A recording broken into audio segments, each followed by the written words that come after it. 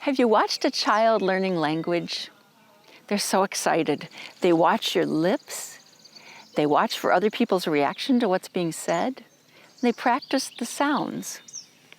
They find that when they practice, they can go from crying for what they need to asking for what they need. And they're so excited when you understand what they're saying. Children work so hard, especially in their first few years, to learn how to navigate this complex world of communication. They work hard and they get rewarded with smiles.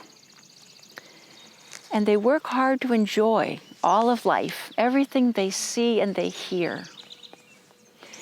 In Corinthians 13, we're told that we're to leave behind childish things, to grow and to mature in the faith. Now there's a difference between childish and childlike. Childlike is seeing the world with new eyes every morning. Childish is being self-centered. You think everything's about you, that you've caused everything around you, that you get bored, or you don't want to share, or you don't want to be flexible about decisions that are made. Childlike is being aware of how soft the fur is on the cat, how bright the colors are in a flower, the subtlety of sounds of birds. Childlike is awesome. Childish is annoying and boring and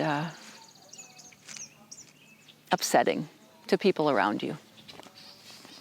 Becoming mature in our faith means to be able to be comfortable in being childlike and to give up childish things. It means urging ourselves to spiritual growth. When you want to be more physically fit, you work out, you eat healthily. You might pick a goal that helps you to work hard. Maybe you're going to run a marathon or a 5K or to walk a 2K. You have a goal in mind, and so you work hard to reach it. When you wish to grow intellectually, you might read books or take a class, and talk to others about what you're learning. You might pick a goal, even graduate from a program or earn a certificate. It's a commitment and you work hard. When you wish to grow emotionally, you might speak with a therapist who can mirror back some of what you're saying. You might speak with friends. You might practice on a relationship. Your goal might be to improve how you react with others, how you respond to the ideas of others. When you wish to grow spiritually, what do? You might do some of the similar things of what we've already mentioned. You might read a book about spiritual topics. You might talk to others about your ideas.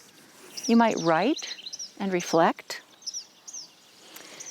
Spiritual growth can happen in a group. It might be in a study when someone mentions an idea that you hadn't thought of before, and it helps you to grow. It pushes you to think in a new way.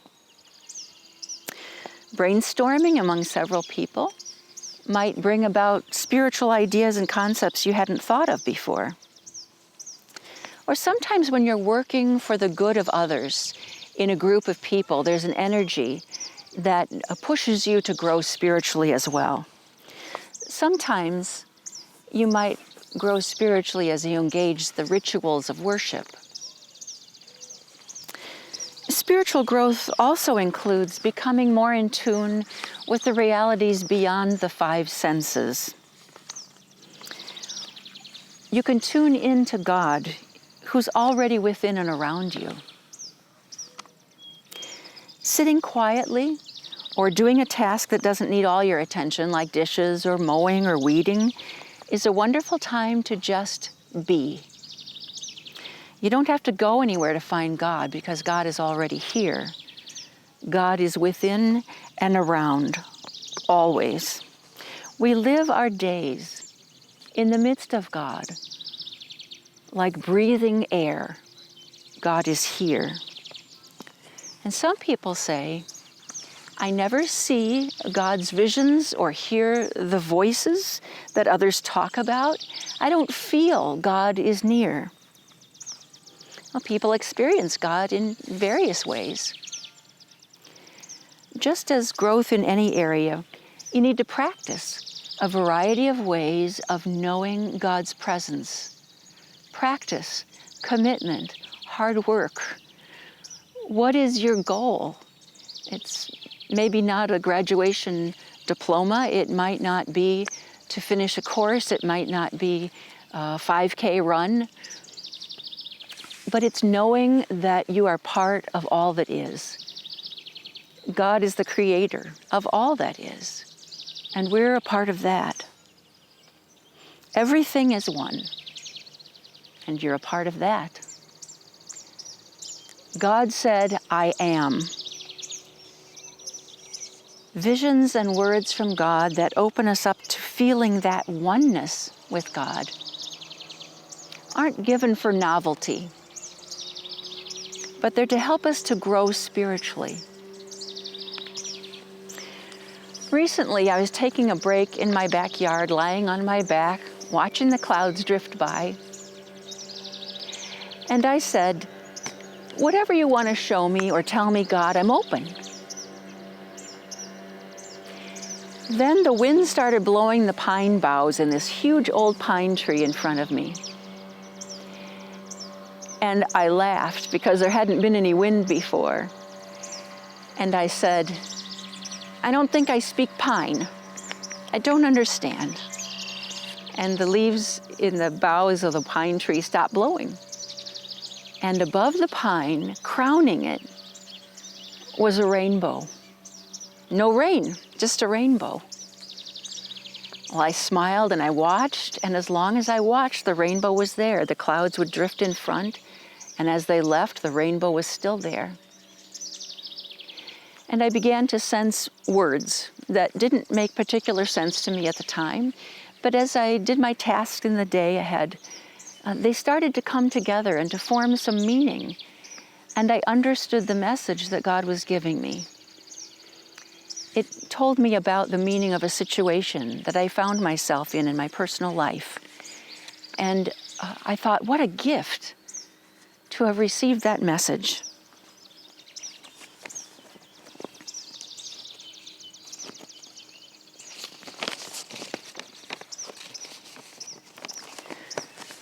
I think the rainbow that appeared was an exclamation point, so I wouldn't forget what I had learned.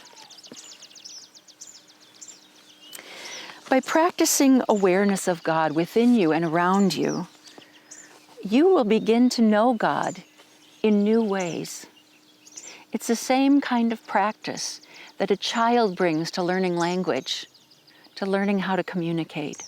That sort of dedication and commitment we need to bring to our spiritual growth as well. Being childlike, we're amazed by everything around us. When is the last time you took the time to watch an ant crawling across the sidewalk? Or to notice the colors in the flower? Or to listen to the sound of a bird with a huge smile on your face? When's the last time you practiced learning something new until you've got it? Or sat quietly and just listened to your own breathing, breathing the breath of God? These things are practicing awareness.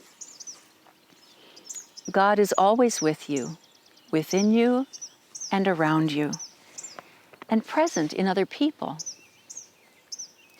Those who know that God is within and practice hearing, seeing, and knowing God are much more interesting and pleasant to be with than those who are focused on striving to be seen as successful, whose goal is to beat others out of something, or whose goal is to impress the listener, or to die with the most possessions. Those who practice knowing the presence of God are people that are inspiring to be with. As a hospice chaplain, I met many people shortly before their death. sometimes those with the least to lose, those who had little family and were in a place where they had basically no possessions but what they needed from day to day, were more focused on what they did. Were more focused on what they did have, which was time to think and be. There was a fellow I met who lived in a residential facility. He had very few possessions. After his death, I packed them up and sent them to his sister. They fit in a shoebox, and there was still room left over. He had just his sister left in the world, and she was elderly as well. It was difficult to get to know him because he didn't really trust people. But I would come to his room often and smile and wave and say hello. And one day he finally invited me into his room. He was lying in bed and he said to me, "I have something to tell you." I said, "Okay." And he pointed to a picture on the wall, which to me looked like an old faded print from probably Goodwill. It was a duck. It was all in browns. The duck was landing on the water. It was in an old plastic frame. Nothing special that I could see. And he said, "You see that? It just looks like a duck." But yesterday, when I was looking at it, it turned into something else. Instead of a duck, I saw a goddess rising up out of the water, and she was golden, with golden drops of water falling from her. And I knew right then that I was all right and that everything was going to be okay. That death doesn't scare me anymore. And he said, I closed my eyes and I felt how that was. And when I opened them, the goddess was gone and it was a duck again. He looked at me with a brightness in his eyes and he said, "I know I'm dying and I don't feel well and I don't have anything." But he said, "I know the spirit, and spiritual is the most important." And I said, "Yes." And he just smiled at me. A couple days later, he died, and I knew he was fine. Growing to spiritual maturity means being open to God's priorities, to dedicate time and self to becoming aware of God within and around you, to be childlike and not childish in your goals and relationships, with yourself, with God, with others, and to take great joy in every moment of this beautiful life.